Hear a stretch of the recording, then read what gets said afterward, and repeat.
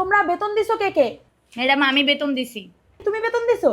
না ম্যাডাম মুই তো দিতে পারি নাই, কিন্তু কালকে দিয়ে দিন। আছে, তাইলে তোমাদের পড়া নেই। হ্যাঁ, দেখি কে কত দূর করে আসলা।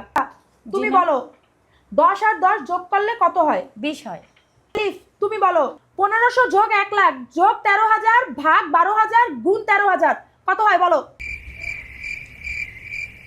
ম্যাডাম মুই তো কোন সময় পড়াস না, কি পড়াস, কি পড়াস, কিচ্ছু পড়াস না। ম্যাডাম, কোন পড়া বই রাখে না, ঠিক মতো লেখাপড়া ম্যাডাম, করে না। ওর কাছে লেখাপড়া দেখ, দেখো কি সুন্দর সবকিছুর উত্তর দেখ। কোন ম্যাডাম, পড়া পারস না। ম্যাডাম। আচ্ছা, অঙ্ক তো গেল, এবার বাংলা প্রশ্ন করি। আলিফা বলো বাংলাদেশের রাজধানী কোথায়? ম্যাম বাংলাদেশের রাজধানীর নাম ঢাকা।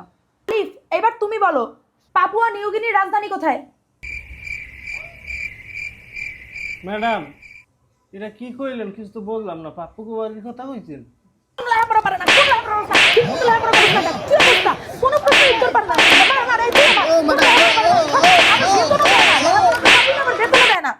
আলিফ তো কোনো প্রশ্ন পারলিই না। এইবার ইংলিশ প্রশ্ন করবো, এইবার দেহি পারস কিনা। আলিফা তুমি আগে বলো আমের ইংলিশ কি? ম্যাডাম আমের ইংলিশ ম্যাঙ্গো। এবার তুমি বলো আটটা কলা দিয়া ভাত মাইখা তার মধ্যে মুড়ি দিয়া মাইখা মাইখা খামু, এটার ইংলিশ কি বলো? আচ্ছা কলাম madam. Eating rice madam. Madam banana.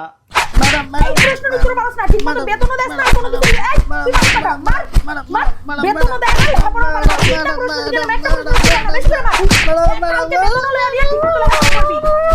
Madam মুই কালকে টাকাটা লইয়া